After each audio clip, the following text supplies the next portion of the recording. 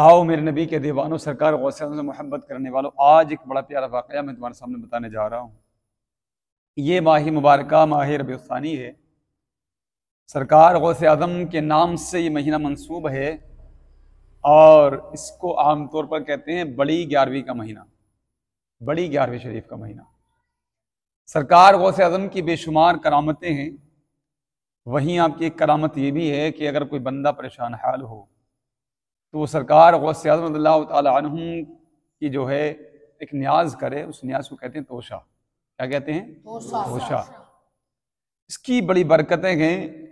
मैं खुद इसका गवाह हूँ। मेरे वालिद मोहतरम को जो है पथरी हो गई थी, जिसकी वजह से वो बड़े परेशान थे। अब वो पथरी अपनी जगह से निकल करके और पेशाब की नाली में आकर के अटक गई थी, जिसकी वजह से उन्हें बहुत ज़्यादा तकलीफ थी, बड़ा दर्द था।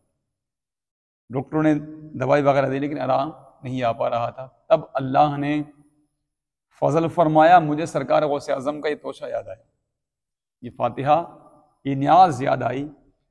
बुध की शाम मगरिब की नमाज पढ़ने के बाद मैंने जो है एक पर्चा लिखवाया पूरे सामान का जो तोशे में लगता है।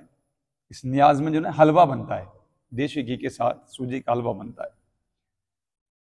अल्हम्दुलिल्लाह, अल्लाह का फजल हुआ, सरकार गौसे आज़म की दुआओं से अगले दिन जब जुमेरात का दिन था, बाद नमाज असर, हालांकि हमारे बस्ती में, हमारा गांव बाबरखेड़ा है, माशाल्लाह काफ़ी लोग जो है तोशा करते हैं, बहुत मोहब्बत करते हैं लोग।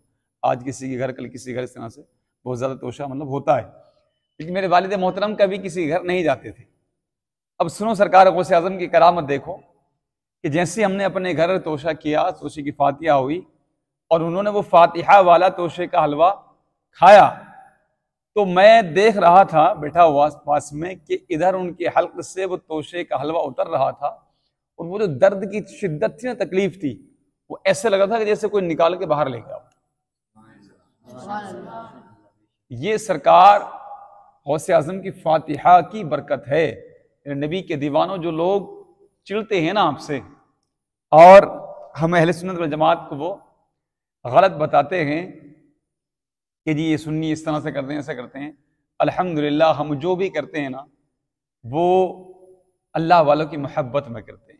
लोग हम पर इल्ज़ाम लगाते हैं। वो पथरी जो दर्द दे रही थी वालिद साहब को, मेरे बहुत ज़्यादा सता रही थी और डॉक्टरों की दवाई से नहीं निकल पा रही। और डॉक्टर कैसे? KVR जैसा हॉस्पिटल, माना हुआ हॉस्पिटल हमारे काशीपुर का, वो लोग उसको नहीं निकाल पा रहे थे दवाई के जरिए। अल्हम्दुलिल्लाह, मगरिब से पहले मेरे वालिद साहब ने हलवा खाया और मगरिब के बाद या इशा की नमाज के बाद पथरी निकल के बाहर हो गई। ये करामत सरकार गौसे आज़म की फातिहा की बरकत है। उसके बाद से ऐसा शौक लगा मेरे वालिद साहब को। अब अगर उन्हें पता लग जाता है ना किसी के घर पर तोशे की फातिहा है तो वो दौड़ के जाते हैं।